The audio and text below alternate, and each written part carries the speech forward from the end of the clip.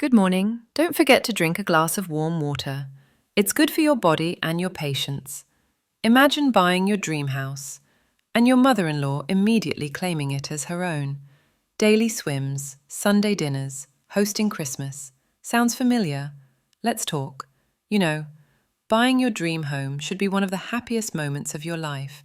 That feeling of stepping into a space that's finally yours, bigger, brighter, with a little something extra that makes all the hard work feel worth it. For this couple, it was the backyard pool. Not some luxury resort setup, just a nice space for relaxing after long work days, a place to unwind, fix up slowly, and enjoy, together. But here's the twist. Before they could even move in, the husband's mom had already made herself at home. "I'm going to swim there every day," she said, like it was a done deal. Not, "Can I?" or "Would you mind?" Just straight up claiming it. She even declared they'd be hosting Christmas from now on. And Sunday dinners, also happening, at their house, every week, without discussion. Now, let's pause. When does a family visit become a family invasion? This wasn't just a proud mother-in-law admiring her son's new house. This was a toxic mother-in-law assigning duties, claiming ownership, and turning their home into the family clubhouse, all before the first box was unpacked. The worst part? Other relatives started chiming in too. Some said they'd be staying over during visits. Others made plans to bring their kids for swimming lessons every day during summer. It's easy to laugh it off, unless you're the one living it. The wife especially was overwhelmed. She's an introvert, working long hours, craving peace and quiet. Not pool parties, not being the default hostess, not being told how her house will be used before she's even had a chance to settle in. And let's be real, husband-mom drama like this isn't just about swimming pools or Sunday dinners. It's about boundaries. It's about respect. Here's where things get even trickier. The husband wasn't on board with it either. But how do you tell your own mom no without causing a family betrayal? Without the guilt trip, the drama, or being labeled ungrateful? This is where a lot of couples struggle.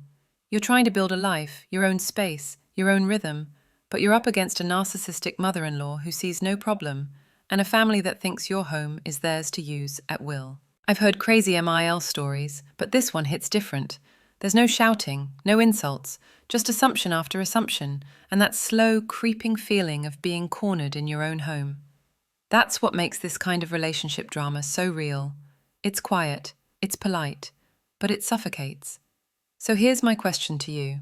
If this were your house, your mother-in-law, your quiet peace at risk, would you speak up now, or wait until resentment builds too far? Here's the thing. When someone starts making themselves comfortable in your home, before you even do, it doesn't stop at pool access. The mother-in-law didn't just assume she'd be swimming daily, she went further, much further. She declared they'd be hosting Christmas from now on. No conversation, no offer to help, just a statement. "We'll do Christmas at your house now, there's more room." Like it was a decision the family council had already voted on, and forgot to invite the homeowners to. And then came the Sunday dinners, every week, at their house, like clockwork. "Family first," she said. "We'll bring the grandkids over. We can make it a tradition." Sounds lovely on the surface, right? Grandkids laughing, big meals, warm memories. But what if you're exhausted? What if you're still surrounded by boxes and renovation dust? What if you just want a quiet Sunday with takeout and pajamas? This isn't just about family bonding, it's about expectations being set without consent. That's how so many of these toxic mother-in-law patterns begin. Not with shouting matches, but with quiet control. Soft demands, friendly obligations that quickly become burdens. And if you've ever dealt with a narcissistic mother-in-law, you know how this works. The requests come with smiles, the guilt trips are wrapped in warmth. But the kids miss you. We're just trying to help. This is what family's supposed to do. Suddenly you're not just homeowners, you're full-time hosts. Your schedule is filled, your privacy disappears, and every boundary feels like a battle you weren't planning to fight. Let's not forget the husband's position either. He's caught in the classic husband-mom drama triangle, between loyalty to his wife and fear of upsetting his mother. And to be fair, a lot of sons don't even notice how invasive these patterns are until their partner says, "I can't breathe in my own home." It's a situation that can feel like emotional quicksand, especially when extended family starts chiming in. Uncles, cousins, siblings. We'll stay with you when we visit. The kids will love your pool this summer. No one asks, they announce. And if you hesitate, you're labeled selfish, cold, not family-oriented. But here's a question worth asking. When did having boundaries become an act of betrayal? Because that's what's really at the core of many relationship drama podcast stories we hear. Setting a limit, saying, not yet, or not every week, somehow turns into a declaration of war, and suddenly you're the villain in your own living room. So I'll ask you again. 2. If this were your house, your peace, your Sundays, how would you push back? Kindly, quietly, or would you reach a breaking point? Have you ever felt like a guest in your own home? That's exactly what started creeping in for her. Slowly, quietly, but undeniably.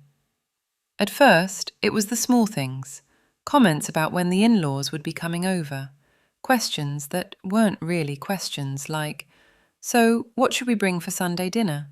Or, we'll need to get the grandkids some pool toys to keep at your house. But what really stung was the realization that no one was checking in with her. No one asked if she was okay, if she was comfortable, if she even wanted all this traffic in and out of their new space. This wasn't a case of a family just being excited. It was a textbook example of toxic family overreach, a situation so many women, especially daughters-in-law, find themselves in. She was being steamrolled by a well-meaning but controlling mother-in-law who had decided this new house was now the family headquarters. And the more the mother-in-law planned, the more invisible the actual homeowner became. Let's pause here for a second, because this part of the story is where a lot of women get stuck. You're walking a tightrope. You don't want to come off as ungrateful or dramatic, but inside your anxiety is climbing, your peace is cracking. You dread weekends because weekends mean visitors, and visitors means expectations. You start losing control, not just of your space, but of your mental energy. And for our storyteller, it wasn't just about the mill aisle anymore. The issue ran deeper. Her husband didn't seem to notice what was happening. Or worse, maybe he did, but wasn't ready to speak up. This is where the wife versus mother-in-law stories always hit hard. Because it's not just about two women clashing, it's about the man in the middle staying silent, avoiding conflict, hoping it'll all blow over. But here's the truth. When a husband won't address his mother's oversteps, it forces his wife into the role of the bad guy, the one who has to push back, set the tone, say no. And guess what? That creates even more tension, not just with the in-laws, but inside the marriage itself. You start questioning, am I overreacting? Do I have the right to say no? Will speaking up make me the villain in his family? This is the emotional cost of living with narcissistic mother-in-law patterns. And it's why so many of our listeners share their own crazy MIL stories. Because behind the laughs, there's real pain, real resentment, and real isolation. So, let's open the floor a bit. Have you ever been in a relationship where the boundaries weren't respected? Not just by your partner, but by their entire family? And when that happens, what do you do? Do you confront? Do you wait? Or do you, quietly, start building emotional walls? What happens when silence becomes heavier than any argument? That was the moment she realized, if she didn't say something soon, no one else would. Her husband, sweet and hardworking, had always been the go-with-the-flow type. And the Noases that worked fine until the flow was a tidal wave of mother-in-law drama crashing through their front door before they even had time to unpack boxes. She remembers the night clearly. They had just come home from another long day at work. She walked past the new kitchen, still unfinished, and saw a voicemail blinking on their landline. It was her MIL, cheerfully reminding them that the grandkids will be over this weekend for a little swim practice. She hadn't agreed to that. No one had even asked. That night, she sat her husband down. "I'm feeling smothered," she said softly. "This isn't what I pictured when we bought this house." At first, he looked surprised, maybe even a little defensive. After all, this was his family. But then she explained it, not in anger but with honesty, the constant assumptions, the never-ending expectations, the way it felt like they were being treated as guests in their own home, expected to host, entertain, and accommodate without pause. Here's the thing. Most men don't grow up being taught how to set emotional boundaries with their mothers. And when it comes to toxic mother-in-law dynamics, it often falls on the wife to point out the imbalance. This was no different. To his credit, her husband listened.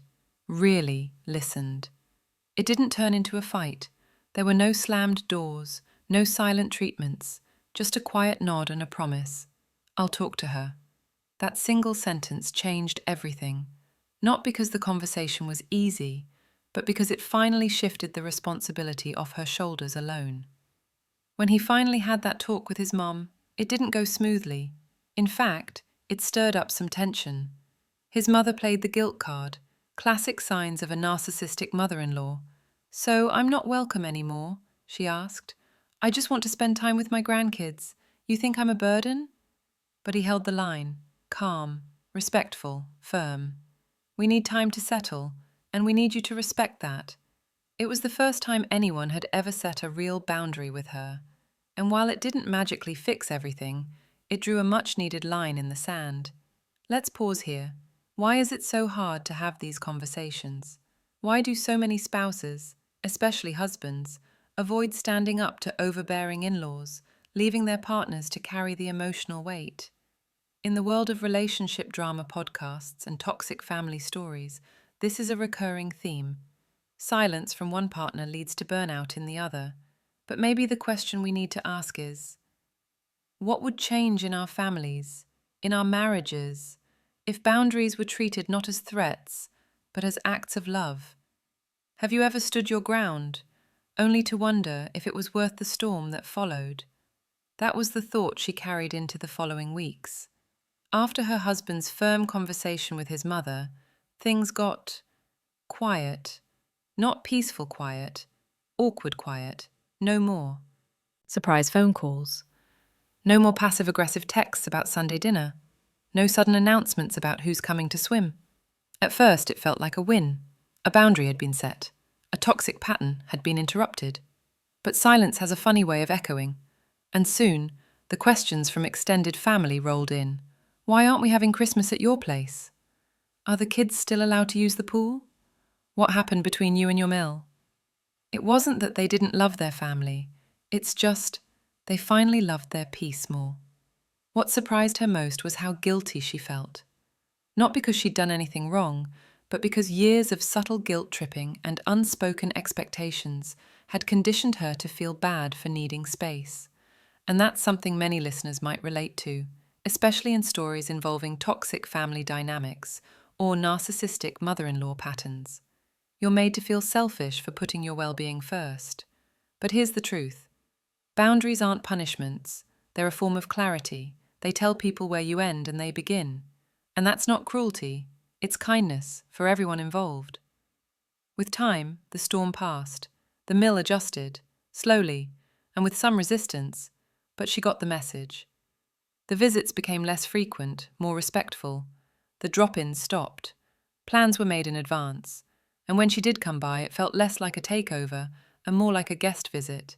The couple finally began to enjoy their new home on their own terms. Dinner in silence, coffee by the pool, no uninvited swim lessons. It wasn't perfect, but it was theirs. And here's where it all comes together, because this isn't just a mother-in-law story. It's a story about reclaiming your space, your voice, and your sanity in a relationship that had quietly been draining all three. It's also a reminder that when one partner stands up for the other, especially in situations involving overbearing in-laws, it doesn't create division, it creates unity. That moment of partnership between husband and wife, that was the true turning point. So here's a little something to leave you with.